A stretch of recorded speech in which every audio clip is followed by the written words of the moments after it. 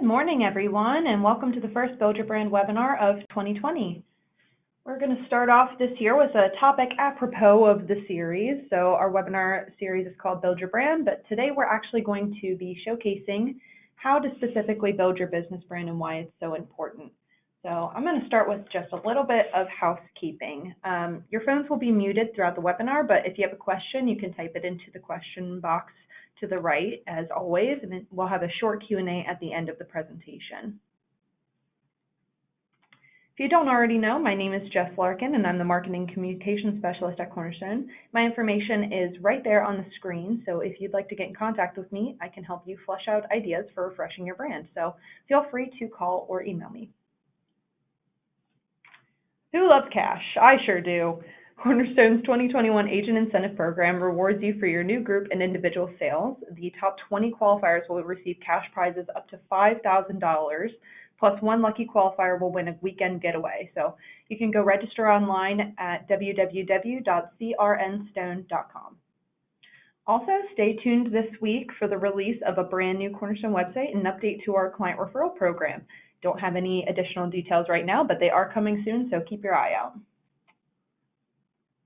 All right, let's go ahead and get started with talking about branding your business. So it's easy to forget the importance of marketing when you're caught up in sales and in numbers, but marketing is one of your greatest assets when it comes to lead generation and retention. Paying specific attention to your brand or what you communicate about your business with your clients and prospects can mean the difference between finding a client and finding a loyal customer. A brand is more than just a logo and some flyers. It helps you communicate the value of your business to your clients.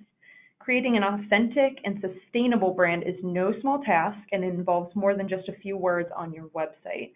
So today we're going to walk through the importance of your brand and how to create and maintain it. So it's going to be a very practical look at exactly how you can go about creating your brand.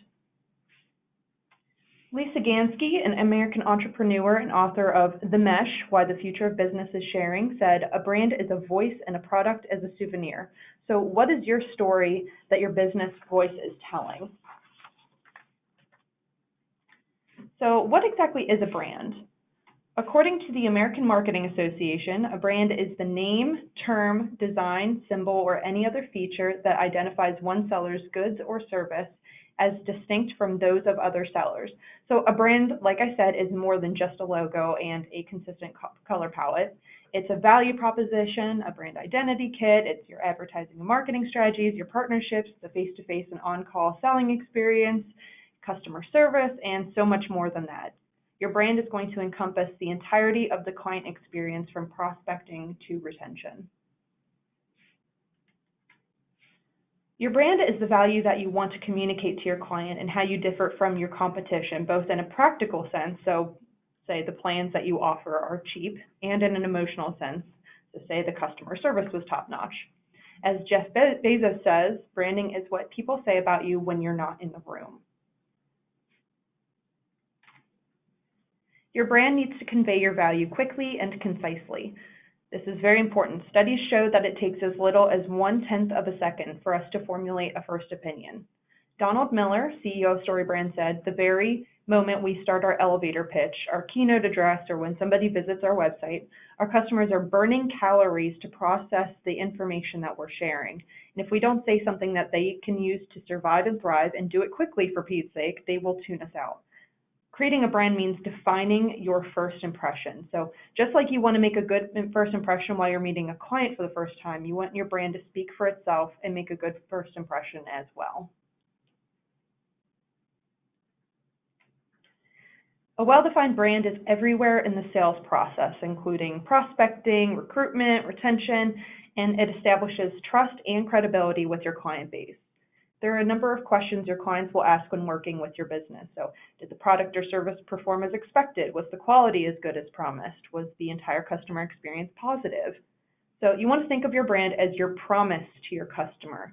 A good brand is going to clearly deliver a message, confirm your brand's credibility, emotionally connect your target prospects with your services, motivate the client to purchase, and it's going to create customer loyalty, which is bottom line the most important part. So what story is your brand telling? How do you want to communicate your value to your clients? And that's a pretty big question, so let's break it down. If you want to establish a strong presence, you have to consider who you are, what you stand for, and what you want to convey. So today we're going to walk through the 4 V's framework, which will help you outline your brand. And as we walk through these slides, I encourage you to do some brainstorming and take some of your own notes about your own brand, just because we're going to be walking through this as a very practical way of trying to figure this out. And sometimes it does help to just off the top of your head write down some notes for it. So the 4 V's framework will help you determine your vision, your value, your voice, and your visuals. And it's constructed in such a way that a confluence of each of these 4 elements is going to create brand cohesion, and it's going to pilot all of your recruitment and retention efforts. And what I like about this framework is that it starts off with helping you determine who you are and what you want your brand to convey, and it leaves all of the visuals and the jazzing up for last. So we're going to spend a little bit more time today on the vision and value section of the 4 V's framework than we do on the voice and the visuals, because you can have a beautiful website with a stunning brand kit and all these other things, but it's not going to mean much without the right vision statement and value proposition to back it up. So let's walk through each element, starting with your vision. To create a successful brand, you must have a clear vision statement that informs all of the operations of your business. So this is going to be the ideal stage for figuring out what your brand story is and outlining your business map for where you want to see your business in 5 or 10 years. Your vision statement pushes your story and your selling process forward, and it's going to set you apart from the competition. So focus on how your vision will help you grow and how you can keep it consistent, and be sure to revisit and revise it regularly so you can adapt to the changing market, because obviously our market always sees plenty of changes. And above all else, you want your vision statement to be authentic.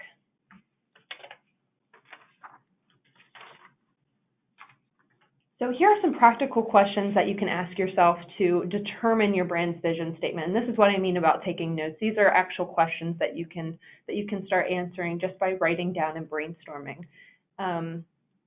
So what does your business do? How do you do things differently, better, or more efficiently than the competition? How do you help people? What goals are you trying to achieve? How are you planning to achieve your goals? So your vision statement should set a broader strategic plan for your business and will help you plan a long-term strategy for your brand, not just short-term. So I'll give you a quick second in case anybody's writing anything down. I'll give you a quick second to review those questions.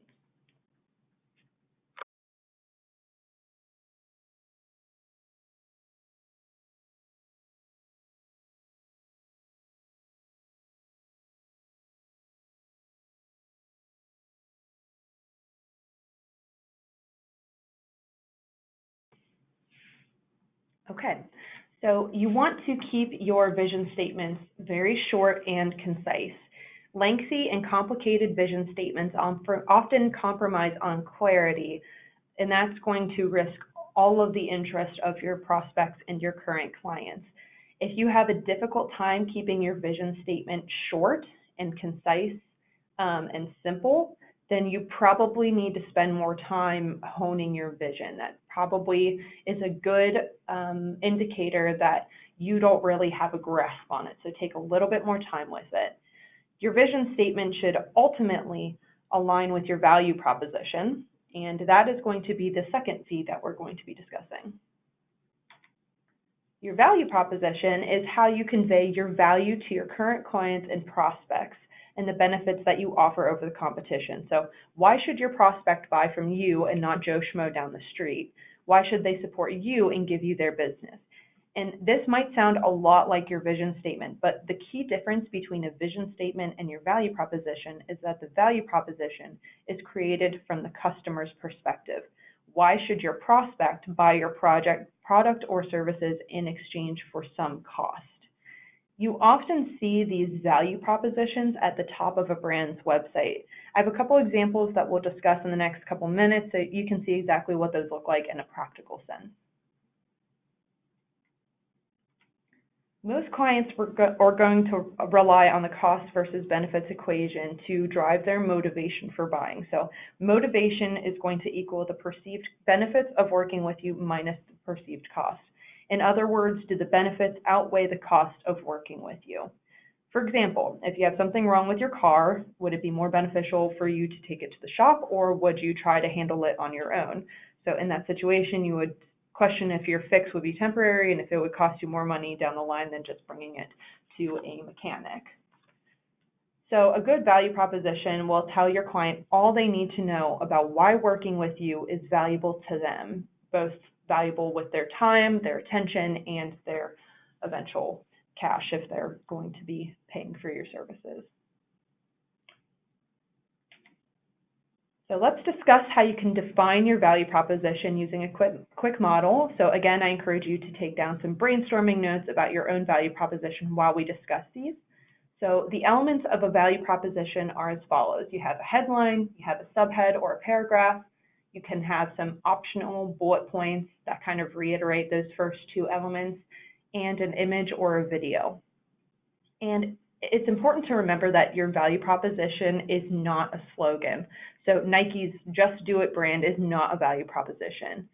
A good value proposition will explain how your product or service solves your client's problems, the benefits that your clients can expect, and why they should buy from you over the competition. So a good rule of thumb is that the value proposition should be read and clearly understood within 5 seconds. And that's not a lot of time, but that's the importance of trying to hone in on it and try to figure out exactly what you want to say and tailor that message. So if you can read it and understand it clearly in 5 seconds, you've done a good job. We're going to break this down one by one and look at some great examples of value propositions so you can kind of get an idea of what this looks like in a more practical sense. I know seeing all these things on a PowerPoint might make it a little bit confusing, but once you see it in a more practical and real situation, such as on a website like we'll be looking at, it will give you a better idea of exactly what you're trying to do. So the first one would be for WordStream, and I don't actually have to tell you what they do because their value proposition is clear from the jump. This is a value proposition that they have that is directly on the home page of their website for all prospects and loyal customers to see. So their value proposition is online advertising made easy. Turn 60% more leads into customers while spending 10% less. WordStream can help you make it happen for your small business. Their value proposition is clear, specific, and it's quick to read and understand. And it tells you everything that you need to know about what the company does and how it does it better than others. And it has a quick to read headline, a subhead that's backed by facts and figures, and a video behind it that reiterates the message. And we can't see the video behind it, but if you go to the WordStream website, then you can see the video. And it does reiterate that, that same value prop that they put out there. Again, this value proposition is front and center on the company's website. So when a prospect goes to check them out, they immediately know what WordStream is all about. HubSpot also has a great value proposition right on their homepage. There's a better way to grow, marketing, sales, and service software that helps your business grow without compromise, because good for business should also mean good for the customer. So again, their value proposition is extremely clear and to the point, and it's accompanied by some pretty standout visuals that reiterate their value and reinforce the brand. So everything looks clean, it's concise, and it's, like I said, right there on the homepage for everybody to see. And I also want to note one more thing that these brands do really well with their value proposition on their website, and that is that they include a call to action, like a button to get started with them or a link to contact them for additional details. You can see this on the HubSpot page. It says, "Get HubSpot free." This is a really easy lead generation tactic that you can use on your website and in your marketing. So it turns a website user into a conversion and eventually into a loyal client. So they can click on Get HubSpot for free, and that'll immediately put them in contact with somebody at HubSpot to get them started. And that's just straight from the get-go. That's straight on their homepage. So you can do something very similar. So on the homepage of your website, you can put contact us directly on the homepage, and you can give them a call and start the sales process from there. Okay, moving on, let's discuss your brand's voice, or how you communicate with your customers and establish trust with your target audience. So this is going to include digital marketing, print advertising, email marketing, and anything else. So any way that you choose to communicate with your clients and your prospects is how you project your brand's voice. This even includes something small like your business card and your email signature.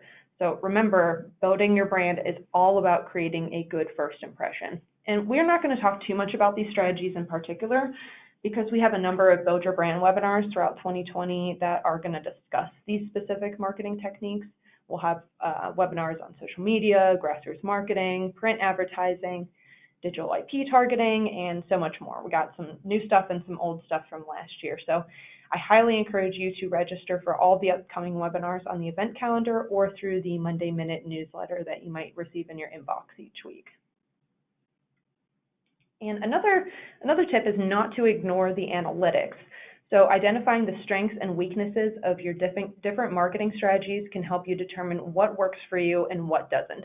So for example, if you decide to dive into email marketing, you can track your open rates, your clicks, and any responses that you get to determine what messages and visuals are going to work for your audience. So maybe if you don't have a lot of recipients click on the link at the bottom of the email, but you had a lot of people click on the link at the top, that means that you might want to keep all of your links at the top going forward. Or maybe you just need to tailor your message and your content to encourage them to scroll down more as they're reading. If you send a print mailer to a prospect list, you can determine the success of that mailer by tracking the number of responses that you receive. Or you can track the activity on your website after sending the mailer, if you include your website on the mailer. If you have a website, you can check your Google Analytics, which is something that's a little bit more complicated, but it is available for you if you do have a website, to find out where your conversions are coming from. So are they being led to the contact page through another page on your website? You can check all that information and tinker with your strategy to get the most out of your marketing dollars. And if you want to learn more about how to track the success of your marketing campaigns using analytics, I know it's kind of complicated to do, just let us know in the quick survey following the webinar. Overall, your marketing is going to require trial and error, but it's necessary to generate your leads and grow your business.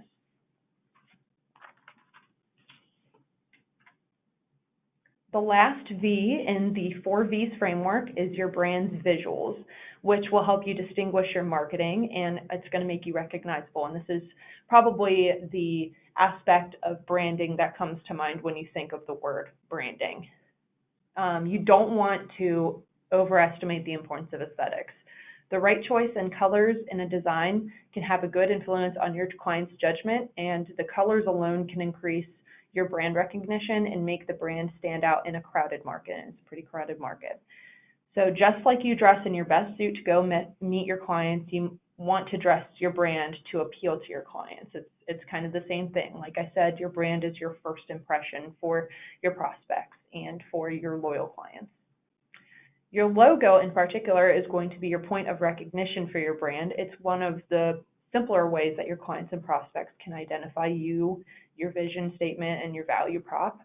A distinctive logo leads to instant brand recognition without any words.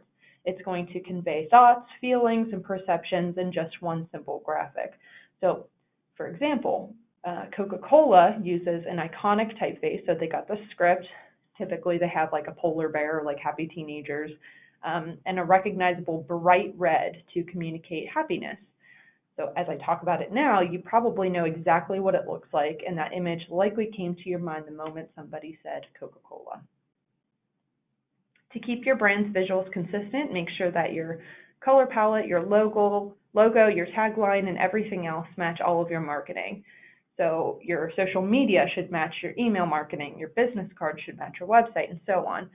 That's all cohesive branding, and it makes a very clear statement of your company's credibility and integrity. So you want to take some time to review the 4Vs framework and determine your business's brand. And even if you already have the visuals in place, say that you have a logo, you have your website, it still helps to walk through these 4Vs to create brand cohesion. So I would actually suggest revisiting this model each year to ensure you're keeping up with the ever-changing market and staying true to your brand's story. And I'll put that slide back up so that you can kind of see what those 4Vs are: vision, value, voice, and visuals. All right, that was nice and quick today. So we have a couple minutes for a Q&A. So if you have any questions, you can type them into the chat box.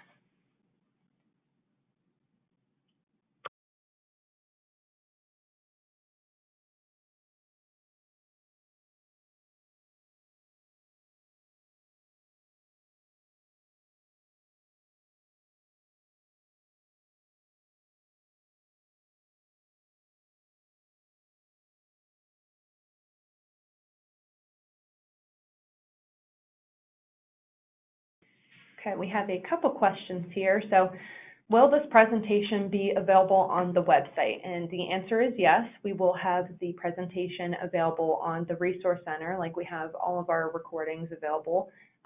We have, like I mentioned, we have a new website that's launching sometime this week. So they'll actually be available on that site. They're not going to be available until then, just because we didn't want to do double work and put it in two different places. But they will be available for a recording, and you can also send me an email at jlarkin@sierraandstone.com. So I'll actually put that in the chat box so that you can see it. And I can send it to you directly if you need it. Is there a good marketing guide or textbook that you recommend? The internet is going to be your best friend for this kind of thing. There's all kinds of models to kind of determine your brand identity. There's also the CAPR's brand identity prism. I didn't bring that one with me today because it's a little bit more complicated, but there are a lot of different models that you can use to find the same exact information, just in different ways. I wouldn't say that there's any one right way to do it. And it's going, like I mentioned, it's a lot of trial and error with this kind of stuff. So I would say use the internet. The internet's going to be your friend as far as figuring out marketing that's particular to our industry, and try out different things, because we also you also can't figure out what's going to work exactly for your target audience until you put it into a practical use. Okay, how do I go about creating a logo? So there are a number of different options. There's a couple software options that you can use particularly for yourself, or you can hire somebody to create a logo for you, like a freelance designer. But if you want to take it on for yourself, I would recommend a site called Canva. I'll put that in the chat box as well. Canva.com, that is the site that sometimes I use to create social media posts and all that, but they do have an option to create a logo, and they kind of help guide you through it by providing templates that you can use. So if you don't already have a logo, I highly recommend that that's something that you do. Like I said, focus on your vision and your value first before your voice and your visuals, but a logo isn't going to hurt anything. So I would start there. And if that's not something that you're able to do on your own, I would consider reaching out to a freelance designer of some sort. Okay, can I try different things with my brand? So yes, if you want to, if you're not 100% sure that the value proposition, for example, that you want to use, or the voice communication tactic that you want to use, for example, is exactly what you want to do, you can try kind of like A/B testing. You can see what works for your target audience and what doesn't. Like I said over and over, it's a trial and error situation. So if you want to try out a specific value proposition on your print marketing or your website, and you're just not getting the conversions that you need, maybe it's a good idea to tailor it a little bit more. like I said, the 4 V's framework, you should keep revisiting this regularly, like once a year, and try to see if that what you determined for the prior year is still applicable for the year that you're working in right now. So always revisit it, always try to hone your message, always try to make sure that it aligns with your business's values and its vision, where you want to be in the next 5 to 10 years, but don't be afraid to try something different. Okay, any other questions?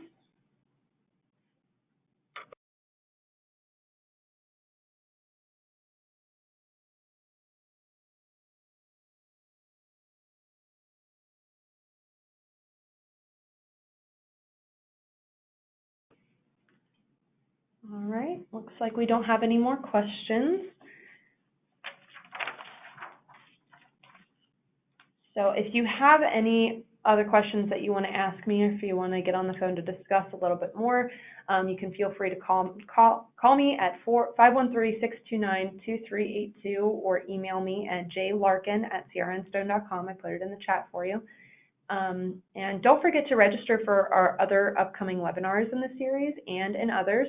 So the next webinar that we have is Tom Levine's Tech Tuesday, and he's going to be discussing Microsoft Outlook Basics. So I'll put that in the chat box for you so you can register for that. And then we also have Jeff Beglin's Individual Corner next week, and he's going to be talking about opportunities for the special enrollment period. Also put that in there. So those are the links that you can use to register. Just copy and paste those into your browser. And like I said, the full calendar of webinars will be available on the new website. So stay tuned for that. It will be launching this week. And thank you all for joining me today. You will receive a copy of this presentation in the next day or two, and it will be available on the Resource Center, like I said. And if you have a couple of minutes after the webinar, please take a minute to fill out the survey that we prepared. Your feedback is incredibly important to us so that we can continually provide you with valuable information about building your brand. All right, everybody, have a great day.